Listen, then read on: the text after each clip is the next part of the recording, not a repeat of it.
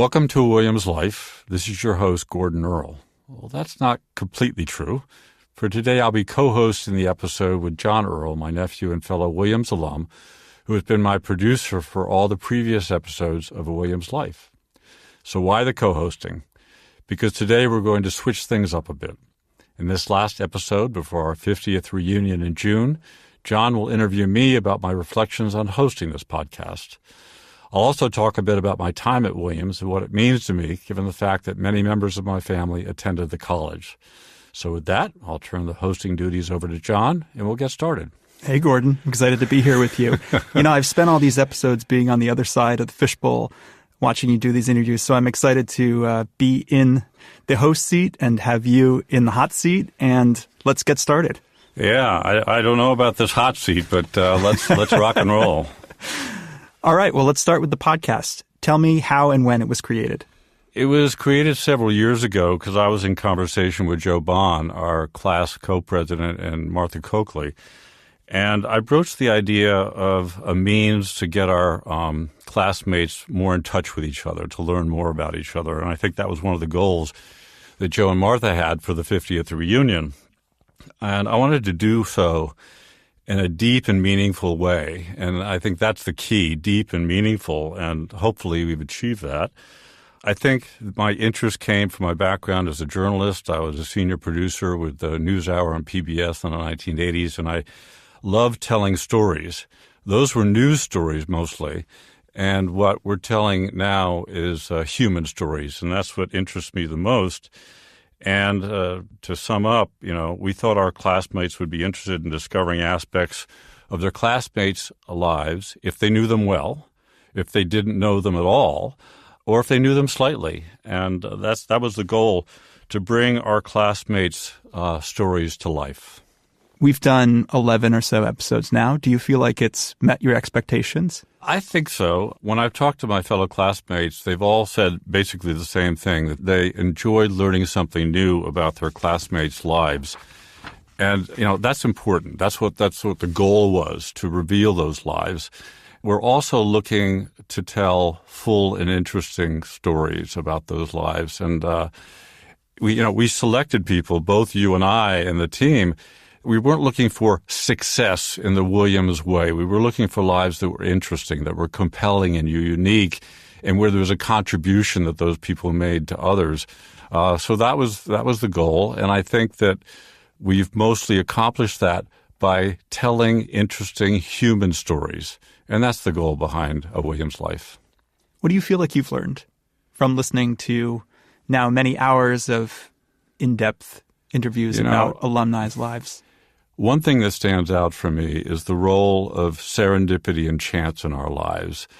We go to Williams College and we go there to begin planning our lives. We're going to be lawyers, we're going to be doctors, we're going to go to business school or whatever. But time and time again, when I talked to our classmates, what came out was chance and serendipity. And I'll give you a perfect example of this. I remember when I talked to Frank Dolger, one of our earlier interviews, and he described a time in his 20s where he was sort of searching for what he wanted to do. He didn't know. So he was doing some partying, and that included going to the famous Studio 54. And he left there in the wee hours of the morning one day. And as he was leaving, he was talking to a woman and said, "What do you do?" And she says, "I'm a script reader for ABC." And I think Frank thought that was fascinating, and one thing led to another. He read for a position as a script reader at ABC, and the rest is history. He goes on to a phenomenally successful career as a producer, an executive producer for the networks, for HBO. He produced Game of Thrones, as we know, the Rome series, John Adams, and many, many more things. And I sometimes wonder, and I don't know if Frank wonders, what would have happened if he hadn't met that woman outside of Studio 54. I'm not sure we know the answer to that question, but it's sort of an intriguing question. And then I love the coda to that story, which is that when he started working at ABC, he would then find himself walking by Studio 54 first thing in the morning and seeing the partiers, the group that he used to be in, leaving Studio 54. So it was this really funny role reversal that took place in the story. Who else comes to mind in terms of serendipity? Because I think that really has been a theme throughout the series. Yeah, I think that, as I said, we try to concentrate on interesting, compelling lives and therefore compelling stories. But what struck me is that these were individuals, our classmates, who almost invariably were doing something for the common good. So they were fulfilling their professional dreams, but it was not only about them. And at the risk of sounding as though I'm going to list too many people, I want to acknowledge everyone very, very briefly, and I don't want to leave someone out. I don't want anybody to get mad at me, but you have Rick Richards involved in global health programs where he's impacting tens of thousands of people in their lives and in impoverished countries. You have Will Parrish contributing to environmental and climate literacy among young people. You have Perk Perkins running a company, Orvis, which cares about the environment and donates to the environment. Pam Hawks does her regular work, but she does pro bono work in Tanzania. John Myers, who is a recent interview, he's creating all these IT products and services to benefit mankind. Denise Sobel stands out for her philanthropy. Frank Dolger, we've talked about. Polly Wood does these wonderful set designs on Broadway and movies and TV, and I think everyone on this broadcast has probably seen some of her work. It goes beyond herself. Reggie Garrett delights his fans with his music and guitar playing in Seattle, and then you have Jackie Laughlin, who we recently interviewed, and her work with her church and women's health issues. So the point is that these are interesting lives impacting not only themselves, but their local community, the global community, the national community, and that's what I found very interesting. Any other thoughts on lessons learned from conducting these interviews? I don't know whether it's a lesson or whether it's more of an observation, but I was sometimes amazed at how people talk so honestly and openly about their lives and the challenges they faced. A quintessential example of this is Harry Sheehy, right? Phenomenal career as an athlete, as a coach, as an athletic director at Williams and Dartmouth. And then he retires happily with his wife, the wife he deeply loves, back to Williamstown. And he suffers a heart attack. He's just starting his retirement. And as a result of his heart attack, he becomes blind. Harry talks so honestly about what that meant to him. And what struck me is his entire life as a coach. He was instructing his athletes to be resilient. If you get knocked down, to come back up. And then Harry has to adopt those own lessons to his own life. And he's still working through that now, but an amazing amount of courage and fortitude and resilience that he showed and was revealed in that podcast. Denise Sobel, when she talked about her mental health struggles and the challenges she faced in her marriage when she converted to Judaism, that was very powerful. I didn't know whether she would go there. I had researched her life, but she did go there, and I'm deeply appreciative of her revealing herself. And finally, Jackie Laughlin, she talks in the last podcast we did before this one about her struggles with racism and sexism, and she did so sort of openly and honestly about that. And I found that both revealing and touching. Any final thoughts on what you learned?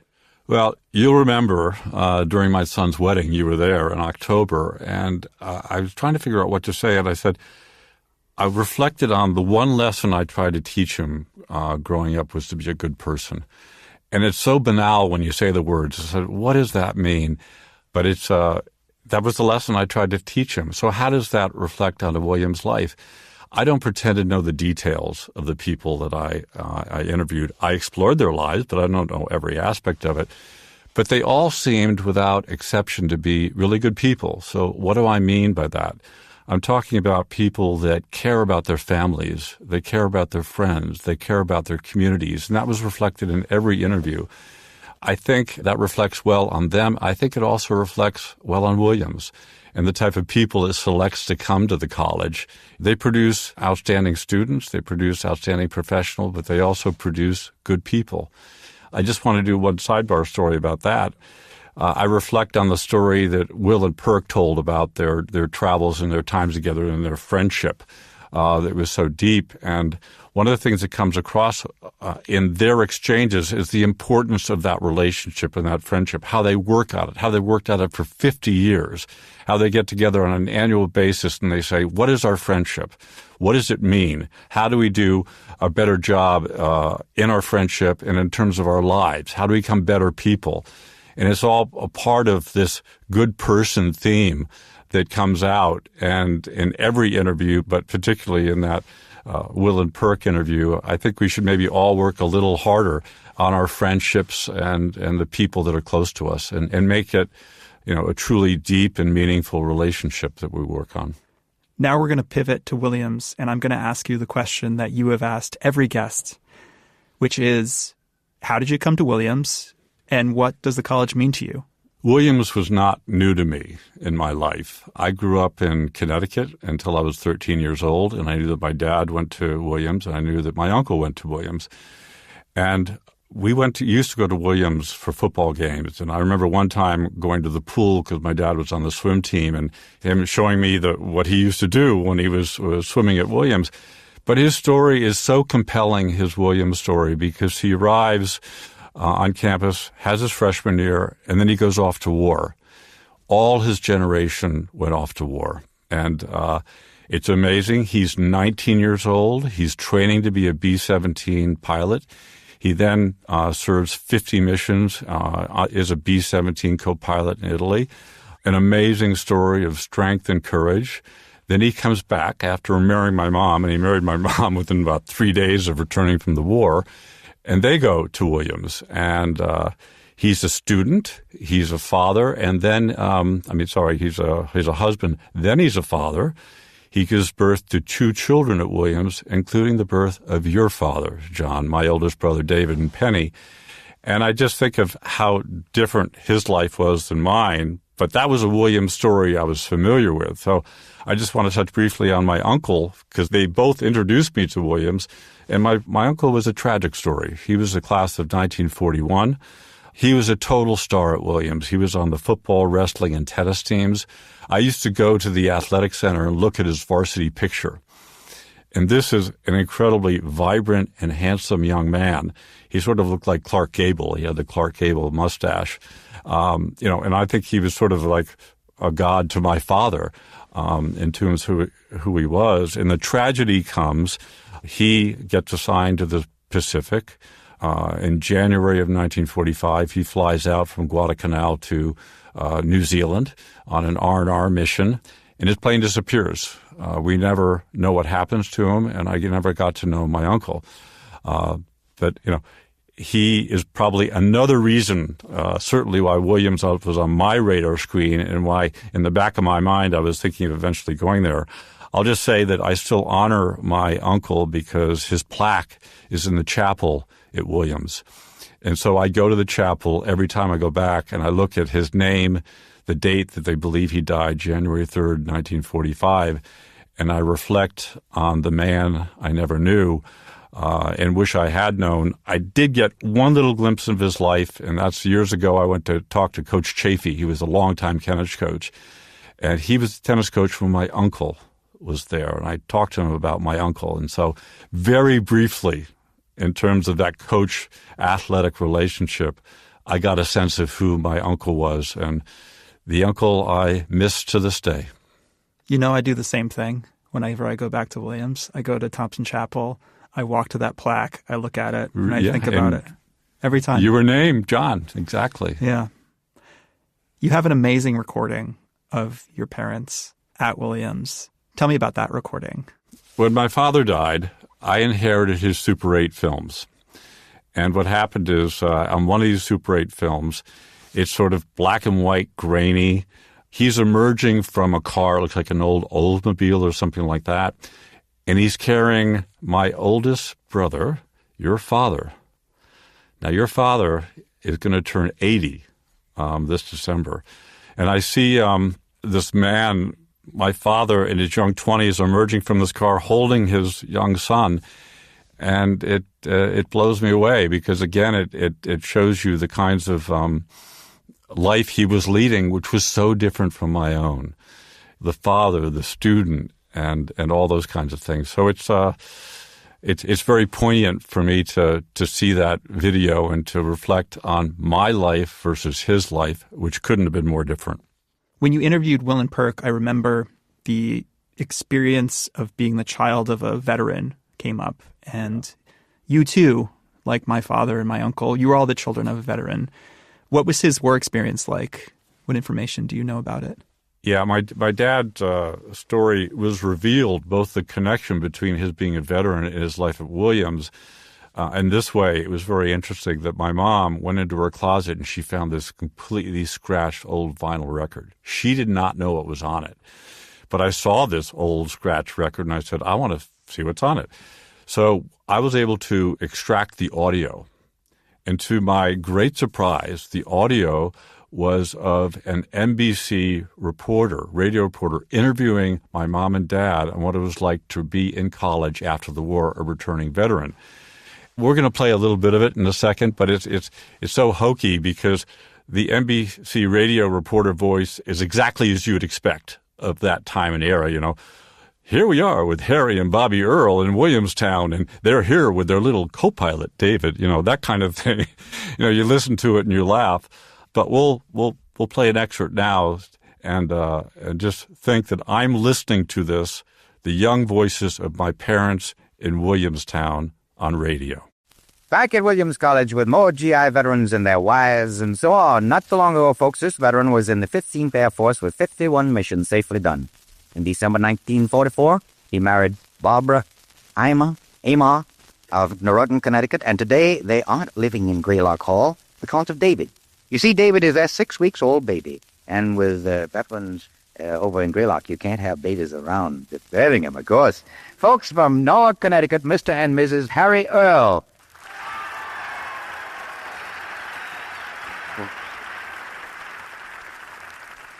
You're Barbara, aren't you? Yeah. And they call you Bobby. Uh-huh. Did Harry marry you right out of school, Bobby? No, he didn't. What were you doing? I was doing a little bit of school, a little music school, and a little bit of radio work. Radio? Yeah. What radio? Well, I was playing on Stelny's hour. You were? What were you playing? I was playing the harp. Is that so? That's interesting. And what else? I was doing a little bit of Song of Norway on Broadway. Busy young lady, you weren't you? Mm-hmm. And you got the harp up here? Yeah. Lullabies for the David now, isn't it? Oh, we give music appreciation every night. I'll see you back. Harry, tell me, Harry, what class you in? 49M. Well, what does that mean? I'm a sophomore. Oh, you're a sophomore. You left here as a freshman, didn't you? Yeah. How were your grades when you were a freshman here? Well, just about as low as I could get. You mean you were just hanging on by your teeth? Yeah, mostly D's with possibly one C. Ah, wonderful. I wonder what that C was in. So now, how are they now, since you've come back? Well, they're a little better. About a B average, I guess. Really works, doesn't it, Isabel? It certainly does. Do you keep the old man at it? I mean, you make him study? Oh, with a whiplash. Uh-huh. He certainly does. Well, tell me, how can you study in a house with a little baby? Well, I lock myself in the study. What study? Have you got one? What room? Well, it was the linen closet. Oh, yeah? You know, it's funny, we just listened to that tape, and my dad, what struck me, sounds sort of goofy, and my mom sounds exactly like Katharine Hepburn. So enjoy that recording, and I listened to it quite a lot. Did your dad ever talk to you in depth about returning to Willams or his war experience? No, not really. You know, I have that tape we just listened to, which gives me a flavor of what his life was like at Willams. But one of the major regrets of my life is I didn't talk to my dad about his time at Willams and his time in the war, which is somewhat amazing. I'm a broadcast journalist, right? And this is the natural thing, and I didn't do it.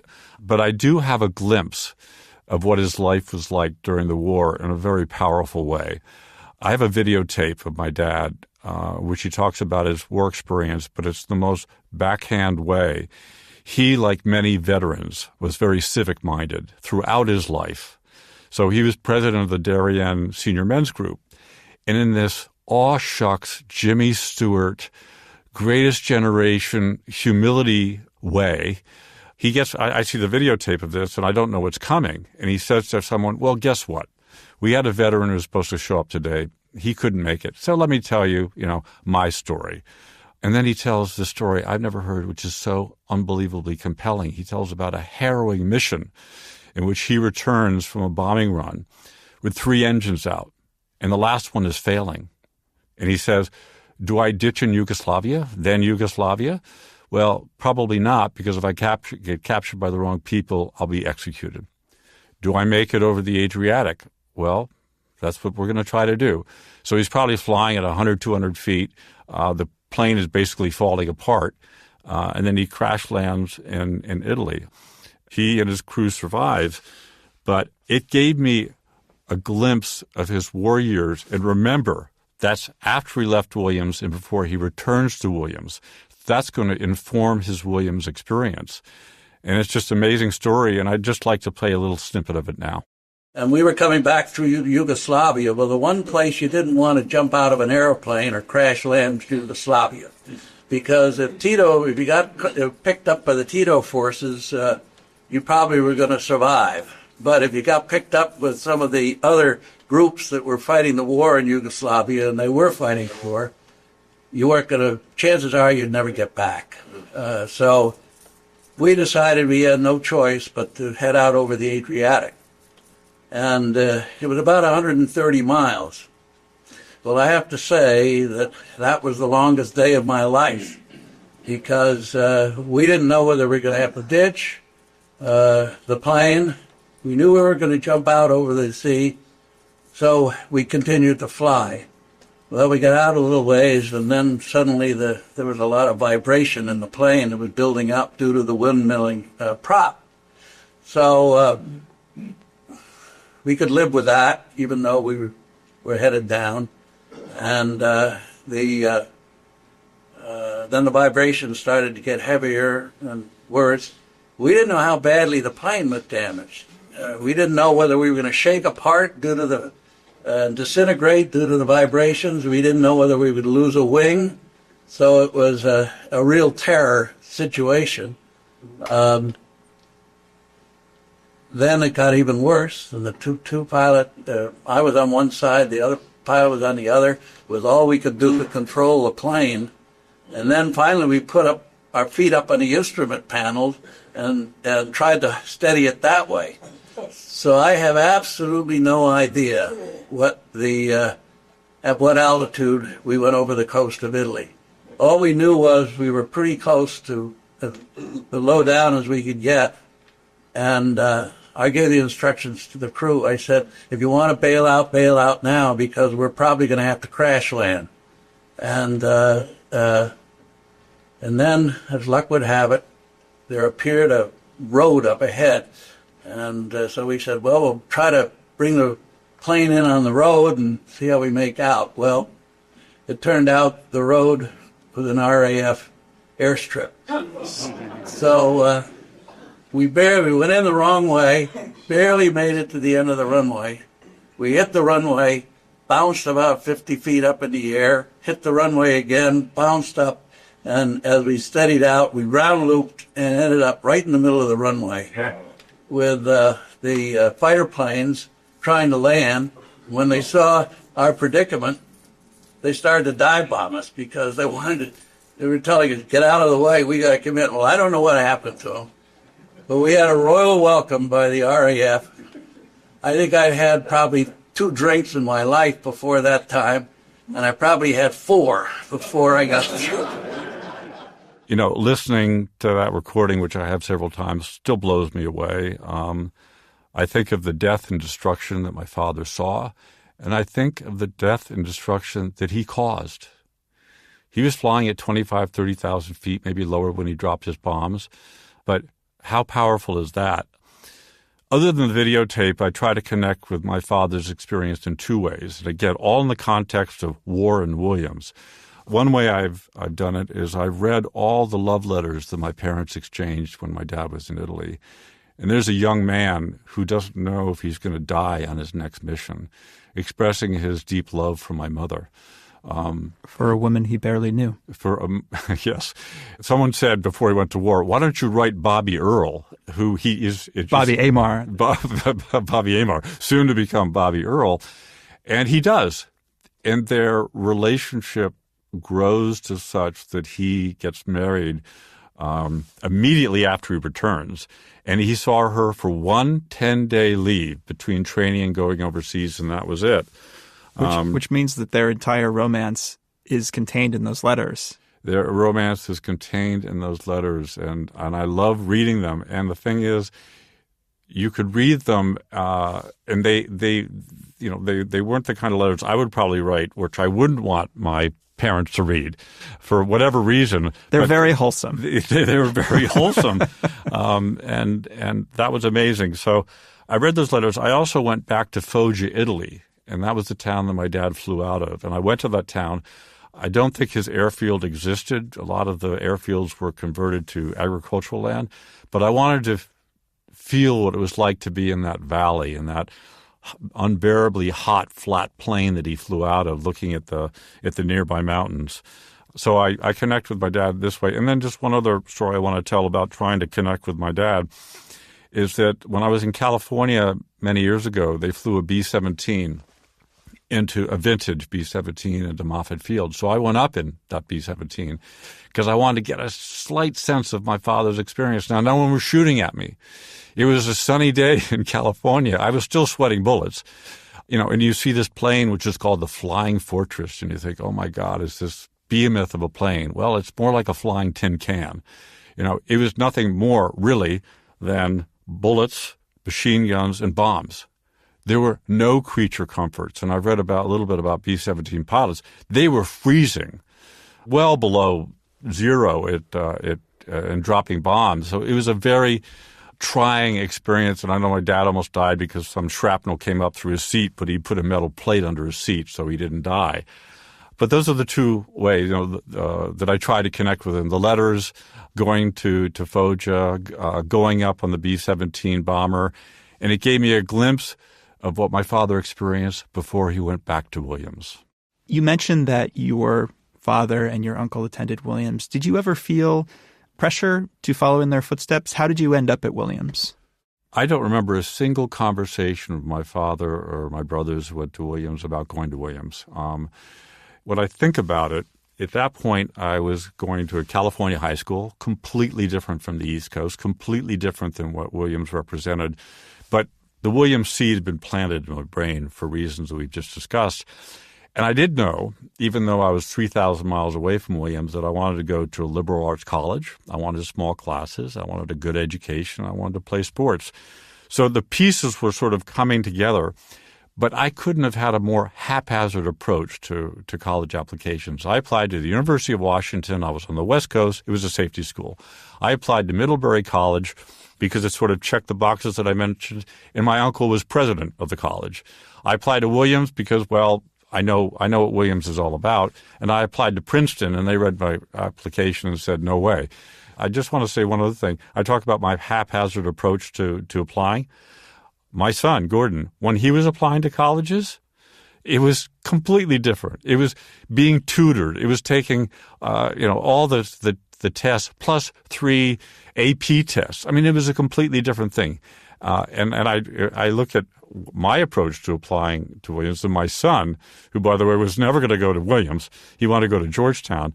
But the whole thing was sort of haphazard, but I ended up in a good place. Tell me a little bit more about your experience there, starting with academics. There were 3 professors that stood out for me. Mark Ryan and Am Siv.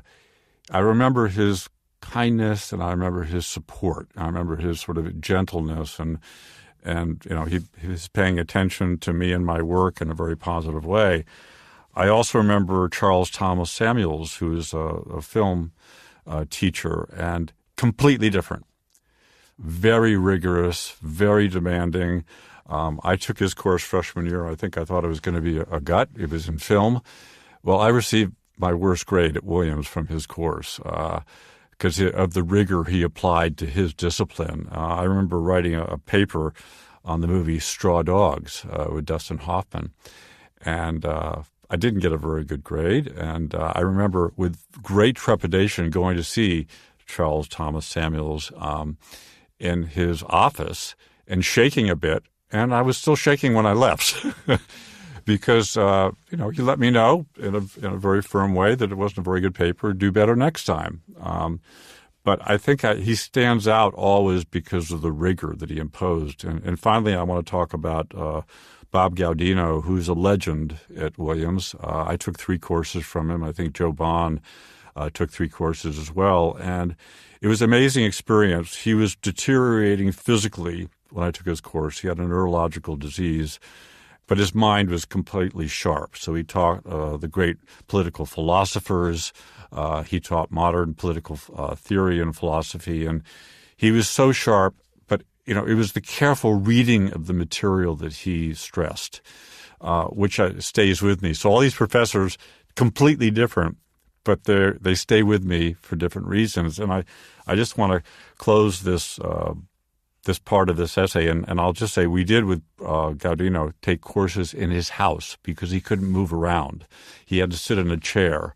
And that was also something that was completely different, being in a professor's house and not in a classroom. But to this day, as I talked about honoring my uncle, I honor Charles Thomas Samuels and Bob Gaudino by going to the faculty graveyard every time I visit Williams. And it's a completely different experience. Charles Thomas Samuels committed suicide in 1974. Obviously, I have no idea why, but he was dead before I graduated. And I go to his grave, and it's very simple. It's a little marble slab in the ground, and it just has his name and the dates of his birth and his death. And it's off in a corner of the graveyard, which is very lonely for me when I go there. I feel sad, both at his death, but the way it's represented in that graveyard. You walk a few feet away, and you go to Bob Gaudino's grave, and it's a stand-up marker. It's not laid down on the lawn. And someone who loved Bob, as many students did, planted a tree which arcs over the gravestone. So it's a vibrant place. It's a green place. There's a veteran's flag planted nearby, usually some flowers. So I go there and have a different experience than when I visit Charles's grave. It's a point of sort of joy and reflection on his life. And then there's one thing that I'll add, which is a mystery to me, because Bob Gaudino has his name, his birth date, and the day he died, and I think it says political science. It also says Lieutenant Colonel, World War II, U.S. Army. I have no idea why he did that. I assume he did that. And also, knowing him, he didn't look anything that was represented Army, right? So he puts that on his gravestone, and it will remain a mystery to me as to why. Maybe someone knows why. I wish I could ask him why, but that's how I pay my respects to 2 of my professors who were in that graveyard. And I don't know if I mentioned it earlier, but Bob died also before I graduated in 1975. So 2 of the 3 men were not there in 1975, but their memories have remained with me for my entire life. So on that note, should we talk about the 50th reunion coming up? Sure. I'm looking forward to seeing old friends. There are quite a few friends that I've maintained over the years, friendships, which are deeply meaningful to me. And I want to emphasize that as reunions progressed, there were some friends that I said, I don't want to see every 5 years. I want to see them more often. So reunions are just not about connecting for 5 years or every 5 years. It's also connecting in between reunions, which is important. There's a subset that I'm looking forward to see of alumni and classmates at reunion. That's our freshman entry class. Morgan West was the entry. And we still are a tight group. It became looser when we were married and having children, but we've come together. We've had calls recently, 2 this year alone, in which we've said sort of what's going on with our lives. Tragically, we've lost Bart Norris, who is one of the core of that group who brought us together, and Dave Turkla. So we've lost some members, but the core group remains strong. And we remember those that have been lost. Kurt Van Steenberg did a trek in Spain, and he took pictures of Bart and Dave on the journey, and he laid them down on the path and took photos. So there's the memories of those who have passed and the core feelings of the group. And, of course, I'm looking forward to getting together with the participants of a Williams life. They share their lives with me, and I'd like to continue to have a relationship. In the last couple minutes that we have, do you want to offer any closing thoughts or thank yous? Yes, and I'd like to thank you, John. Oh, thank you. Wow. Gee whiz. As I've said many times, you have made this podcast much better. I give you questions, you send them back to me with corrections, and they're better. We give an interview, and you tighten it up and edit it in a way that makes it better. So you have made me better, and you've made the podcast much better because of your involvement. So thank you. Thank you. It's been fun. I also want to thank the Alumni Office, and particularly Ryan Ford and Mark Robertson. They provided moral and financial support. Joe and Martha, our co-presidents, who provided moral and financial support, and Rich Pickard, who, when I met at the mini reunion in October, said, I'll support you financially. So all those individuals, if I left someone out, I'm sorry. That's always the problem with these kind of things. And finally, I have a deep sense of gratitude for everyone who participated in the Willams life. They shared and opened their lives to me, both the good and bad and sometimes the ugly. So I'm deeply appreciative of the time they spent with us. So at this point, John, we usually do a sign-off, and I haven't figured out whether you're going to do the sign-off or I'm going to do the sign-off. Well, why don't I handle this one? Okay. Over to John. On that note, I want to thank everybody for listening. If you want to learn more about a Willams life, go to our website at 75creates.com. It's been a blast. Thank you for joining us on this journey. And as Gordon would say, onward. And I look forward to seeing you all at reunion.